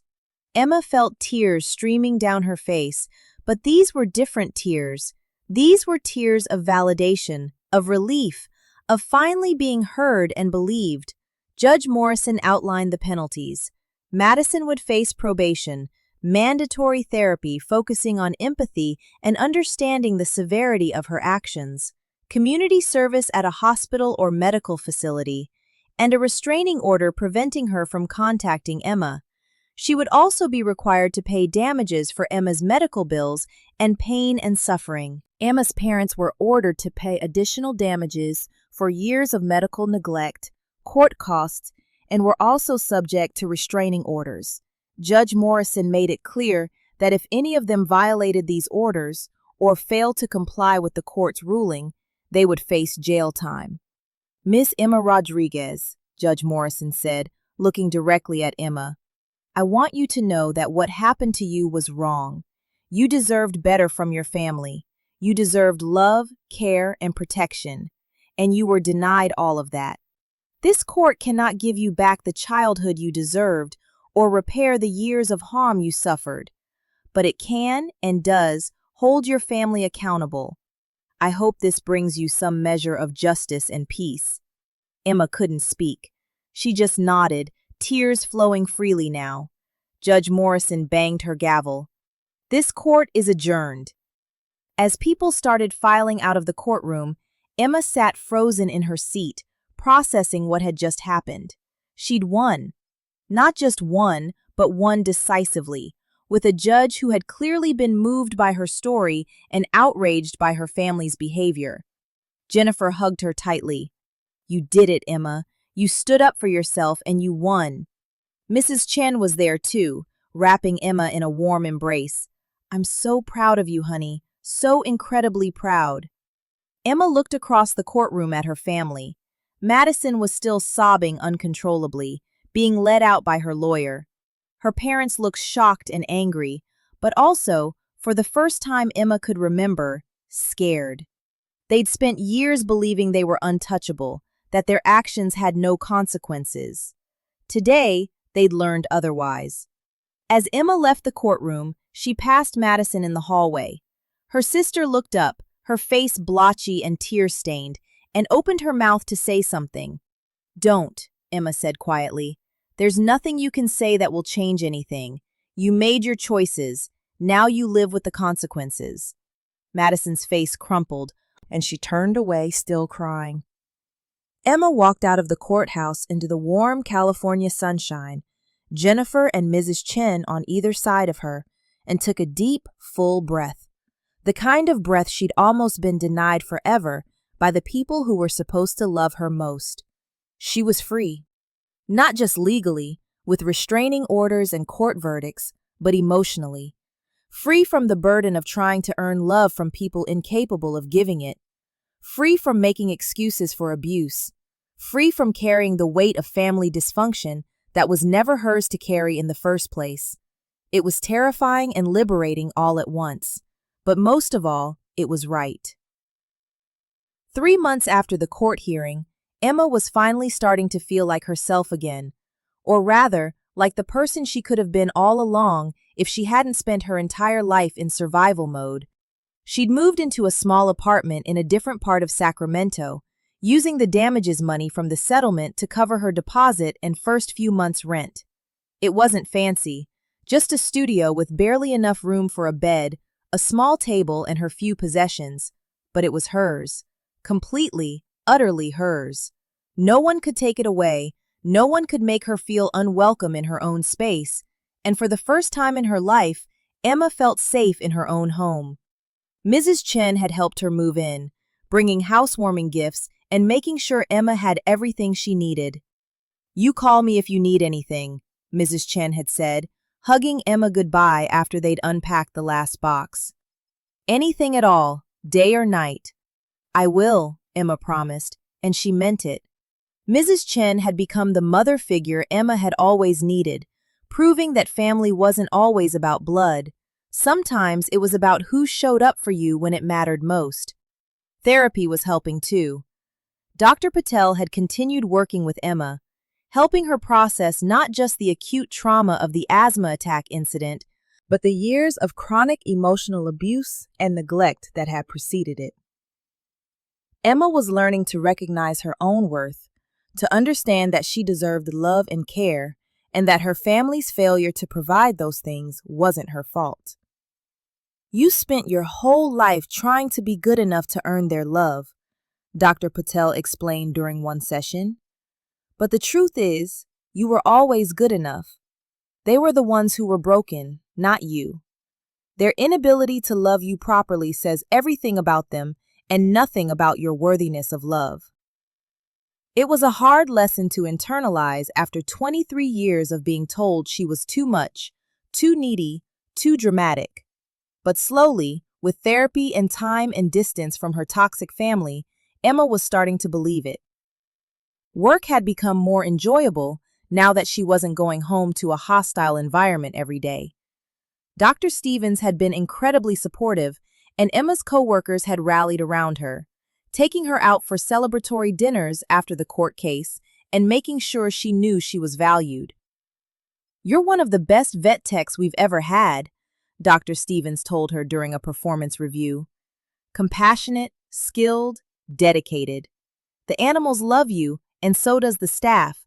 We're lucky to have you." Emma had cried at that feedback, not because it was surprising, but because she was so unaccustomed to being appreciated. For the first time in her life, people were recognizing her worth without her having to beg for it or prove herself constantly. She'd also started building a friend group outside of work. Through a support group for people with chronic health conditions, she'd met several other young adults dealing with their own challenges. They understood what it was like to have your health dictate so much of your life. They didn't judge her for needing to leave early if an asthma attack was coming on, or for having to avoid certain environments, or for the ever-present inhaler in her purse. I spent so long feeling like my asthma made me a burden, Emma told the group during one meeting. My family treated it like this annoying thing I did on purpose to inconvenience them. But you all get it. You understand that chronic illness isn't a choice or a character flaw. It's just part of who we are. And it doesn't make us less worthy of love and respect, another member added. It just makes us human. The restraining orders had held. Emma's family had not attempted to contact her, at least not directly. She'd heard through extended family members, her Aunt Maria, who had reached out after the trial, that Madison was in therapy and struggling with the reality of what she'd done. She's having a hard time, Aunt Maria told Emma during a phone call. She's realizing how serious it was, how close she came to killing you. It's hitting her now in a way it didn't before. Emma felt a flicker of something, not quite sympathy, but not satisfaction either, just a kind of sad acknowledgement. I hope therapy helps her become a better person. Not for me, I'm done with her, but for whoever else she might hurt if she doesn't change. Your parents are having a hard time too, Aunt Maria continued. The whole family knows what happened now. They're getting a lot of judgment and backlash. Some relatives have stopped speaking to them. Good, Emma said, and she meant it. For too long, her family had hidden their dysfunction behind closed doors, had maintained a perfect facade for the outside world while terrorizing Emma in private. Now everyone knew the truth, and Emma felt no guilt about that exposure. They'd earned every bit of the social consequences they were facing. Do you think you'll ever forgive them? Aunt Maria asked gently. Emma thought about it for a long moment. I don't know. Maybe someday. But forgiveness doesn't mean reconciliation. It doesn't mean letting them back into my life. It just means I stop carrying the weight of their actions, and I'm working on that in therapy. That's fair, Aunt Maria said. For what it's worth, I'm proud of you. I wish I'd known how bad things were when you were growing up. I wish I'd intervened. It's not your fault, Emma said. They were good at hiding it, and I was good at pretending everything was fine. After hanging up, Emma thought about forgiveness. Did she want to forgive her family? Part of her did, because holding on to anger was exhausting. But another part of her worried that forgiveness would be interpreted as permission to hurt her again, that her family would see it as vindication, as proof that they hadn't really done anything that bad. Dr. Patel had told her that forgiveness was complicated and personal, and that she didn't owe it to anyone. You get to decide what healing looks like for you, Dr. Patel said. If forgiveness is part of that, fine. If it's not, that's fine too. Your healing journey doesn't require you to absolve people who hurt you. Emma found comfort in that. She didn't have to have all the answers right now. She could just focus on moving forward, building a life she actually wanted to live. She'd also started thinking about her future in new ways. For so long, she'd been in survival mode, just trying to get through each day. But now, with distance from her toxic family and financial breathing room from the settlement, she could actually plan. She could dream. She was considering going back to school to become a veterinarian, not just a technician. It would take years and be incredibly expensive, but it was something she'd always wanted. Dr. Stevens had encouraged her, offering to write recommendations and mentor her through the application process. You have the passion and the skill, he told her. Don't let anything hold you back from pursuing what you want. For the first time in her life, Emma wasn't letting anything hold her back. Not family obligations, not guilt, not the internalized belief that she didn't deserve good things. She was learning to advocate for herself, to take up space, to believe that her dreams mattered. One evening, sitting in her small apartment with a cup of tea and her cat, she'd adopted a senior cat from the shelter, an orange tabby named Mango, who had his own health issues and needed someone who understood special medical needs. Emma reflected on how much had changed in just a few months. She'd gone from nearly dying on her family's kitchen floor to building an entirely new life. She'd gone from being the invisible, neglected daughter to being someone who stood up in court and demanded accountability. She'd gone from accepting cruelty as normal to recognizing that she deserved so much better. The journey wasn't over. She still had hard days, days where the trauma caught up with her and she struggled to breathe, sometimes from asthma, sometimes from anxiety, sometimes from both. But she also had good days, days where she laughed with friends, excelled at work, felt genuine happiness and peace. And those good days were becoming more frequent. Emma looked at Mango, curled up contentedly on her lap, purring softly. This cat, rejected by multiple adopters because he needed daily medication and regular vet visits, had found his person in Emma, and Emma had found her person in him. Well, her cat, but the sentiment remained. They were both survivors, both learning to trust again after being let down by those who should have cared for them. Both building new lives in spite of difficult circumstances. "We're going to be okay," Emma told Mango, scratching behind his ears. "Better than okay. We're going to thrive." And for the first time in her life, Emma actually believed that. 4 months after the trial, Emma received a letter. She almost didn't open it when she saw the return address. It was from Madison, sent through her lawyer to comply with the restraining order's stipulation that any contact be through legal channels. Emma held the envelope in her hands for a long time, debating whether to read it or throw it away unopened. Part of her was curious about what Madison had to say. Another part was terrified that opening it would undo all the healing she'd done. Finally, she called Dr. Patel. "What do you think I should do?" Emma asked. "What do you want to do?" Dr. Patel reflected the question back, as therapists do. "I don't know. I'm curious, but I'm also scared. What if she's still making excuses? What if she's trying to manipulate me? What if reading it makes me feel worse?" "Those are all valid concerns," Dr. Patel said, "but consider this. You get to control this situation. You can read it now, you can read it later, you can never read it at all. You can read it and then decide how you want to respond or not respond. Madison no longer has power over you. The only power she has is what you choose to give her." That perspective helped. Emma decided to read the letter, but with Mrs. Chin there for support.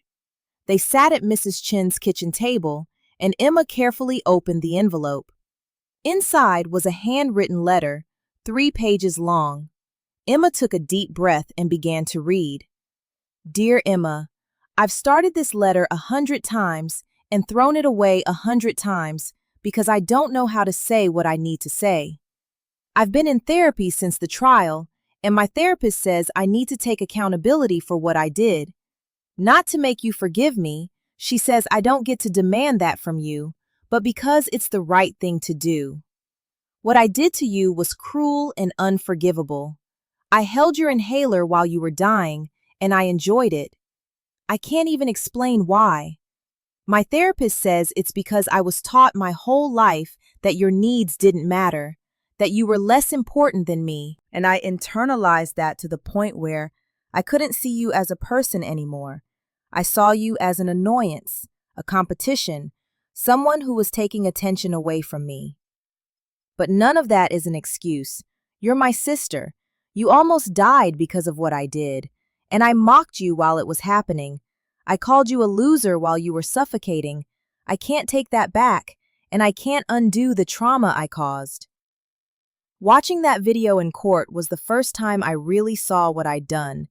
The first time I saw my own face, my own smirk, and realized what a monster I'd become.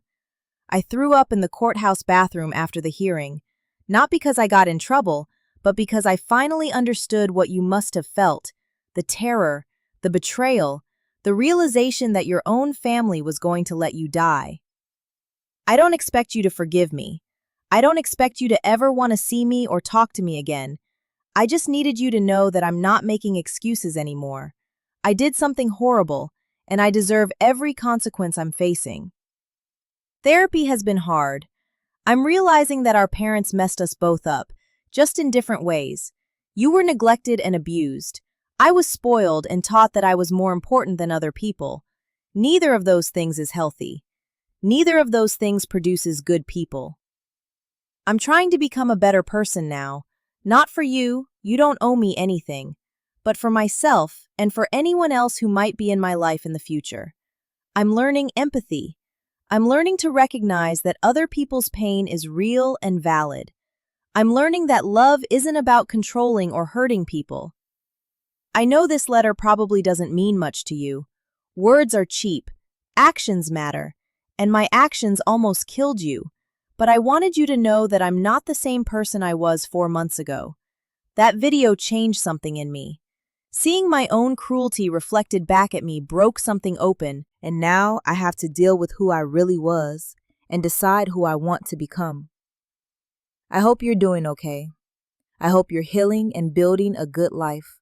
You deserve that. You deserve that all along, and I'm sorry I made you feel like you didn't. I won't contact you again unless you want me to. This is me taking accountability and then stepping back, respecting your boundaries and giving you the space to heal without me in your life. I'm sorry, Emma. I'm so sorry. Madison. Emma set the letter down, her hands shaking. She didn't know what she felt. It wasn't forgiveness, not yet, maybe not ever, but it was something. Acknowledgement, maybe. Or validation. The confirmation that what happened to her was real and wrong and not her fault. What do you think? Mrs. Chen asked gently. I think she's starting to understand, finally. But I also think it's too little, too late. That's fair. I don't want her in my life, Emma continued. Even if she becomes the best person in the world, I don't want her in my life. There's too much damage, too much history. I can't trust her, and I don't want to try. You don't have to, Mrs. Chen said firmly. Healing doesn't require reconciliation. You can acknowledge her growth, if it's genuine, while still maintaining your boundaries. Emma nodded. I'm not going to respond to this letter. Maybe that makes me cold or unforgiving, but I don't care. She doesn't get access to me anymore. She doesn't get to know how I'm doing or what I'm thinking. She made her choices. Now she has to live with them. That's your right, Mrs. Chen agreed. Emma folded the letter and put it back in the envelope. She didn't throw it away. Maybe someday she'd want to read it again, but she also didn't dwell on it. Madison's journey of redemption, if that's what this was, wasn't Emma's responsibility. Emma had her own healing to focus on. 6 months after the trial, Emma was living a life she'd never imagined was possible. She'd applied to veterinary school and been accepted, starting classes in the fall. She'd built a solid friend group and had even started dating someone, a kind, patient person who understood her health challenges and never made her feel like a burden. Her asthma was better controlled now that she wasn't living in a constant state of stress. She had regular appointments with her pulmonologist, proper medications that weren't expired, and a support system that took her condition seriously. She'd also started volunteering with a nonprofit that supported young adults escaping abusive family situations. She shared her story, anonymously at first, then more publicly as she became more comfortable, to help others recognize that family abuse is real and that they deserve better. I spent 23 years thinking I was the problem, Emma told a group of teenagers at a support session. I thought if I could just be better, quieter, less needy, my family would love me. But the truth is, I was never the problem. They were. And realizing that, really understanding it, set me free. One girl raised her hand. But how do you deal with the guilt? I feel guilty every time I think about leaving my family. Emma smiled sadly. The guilt is hard. It's probably the hardest part. We're taught that family is everything, that blood is thicker than water, that you should always forgive family no matter what. But that's not true. You don't owe loyalty to people who hurt you, even if they're family, even if they claim to love you. But what if they change? Another teenager asked. Then that's great for them, Emma said. Personal growth is always good, but their change doesn't obligate you to give them another chance. You get to decide what your boundaries are. You get to decide who has access to you and your life. And if that doesn't include family members who hurt you, that's not only okay, it's healthy. These conversations were healing for Emma, too. Every time she shared her story, every time she saw someone else have that light bulb moment of recognizing their own worth, she reinforced her own healing. She'd also reconnected with some extended family members, cousins and aunts and uncles who'd reached out after the trial, apologizing for not seeing what was happening, offering support now even though it was late. Some of those relationships were worth rebuilding, others weren't. Emma was learning to discern who genuinely cared and who was just curious about the drama. She was getting better at protecting her energy and only investing in relationships that were reciprocal and healthy. As for her parents and Madison, Emma had heard through relatives that they were struggling. Her parents' marriage was strained, with each blaming the other for how things turned out. Madison had dropped out of college to focus on therapy and was working a retail job, no longer the golden child with unlimited financial support. Part of Emma felt satisfaction at that. They were finally facing consequences for their actions. But another part just felt sad. Sad that it had to come to this. Sad that her family had chosen cruelty over love so many times that there was no going back. But mostly, she felt free. Free to build the life she wanted. Free to pursue her dreams. Free to love and be loved in healthy ways. Free to take up space and advocate for herself and exist without apology. She'd survived something that should have killed her, both the acute trauma of the asthma attack and the chronic trauma of family abuse. And not only had she survived, she'd thrived. She'd stood up in court and demanded justice. She'd rebuilt her life from scratch. She'd learned her own worth. That was something no one could ever take away from her. So, what do you think about this story?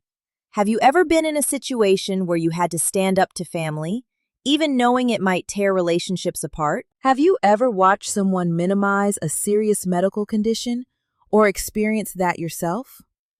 Emma's story is extreme, but the underlying issues are more common than we'd like to admit. Family favoritism, medical neglect, emotional abuse. These things happen behind closed doors in homes that look perfect from the outside. If you're going through something similar, please know you're not crazy, you're not overdramatic, you're not asking for too much by expecting basic care and respect. You deserve better. And there are resources out there, therapists, support groups, legal advocates who can help you. And if you've made it through something like this and come out the other side, congratulations. You're a survivor. You're strong. And your story matters. Drop your thoughts in the comments below. What did you think about Emma's decision to take her family to court? Do you think Madison's letter showed genuine remorse, or was it too little too late? And let us know what state or country you're watching from. I love seeing where this community reaches. If this story moved you, hit that like button and share it with someone who needs to hear this message. Sometimes the most important thing we can do is remind each other that we deserve better, that family doesn't excuse cruelty, and that it's never too late to stand up for ourselves. Thanks for watching, and remember, your worth isn't determined by how others treat you. You are valuable, you are deserving of love and care, and you have every right to protect yourself from people who can't or won't treat you with basic human decency. Take care of yourselves out there.